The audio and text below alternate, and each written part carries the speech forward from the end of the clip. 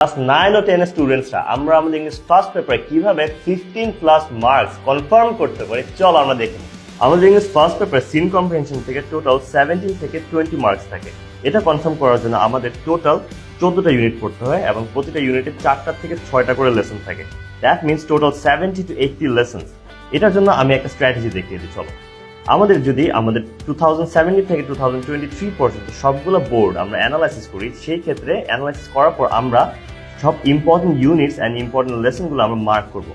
Mark করার পরে আমরা একটা অবজারভেশন পাবো, যেমন এটা হচ্ছে আমার অবজারভেশন। আমি দেখতে পেরেছি যে ইউনিট 3, ইউনিট 5 অ্যান্ড ইউনিট 10 এই তিনটা ইউনিট অনেক বেশি ইম্পর্টেন্ট। অ্যান্ড এই তিনটা ইউনিটের মধ্যে সবগুলো লেসন ইম্পর্টেন্ট না, কিন্তু টোটাল 4টা মতো করে ইম্পর্টেন্ট লেসন থাকে আমাদের। দ্যাট মিনস টোটাল তিনটা ইউনিটে 12টা লেসন। চলো এটা এখন কিভাবে পড়ে একটা স্টাডি রুটিন দেখিয়ে নিই।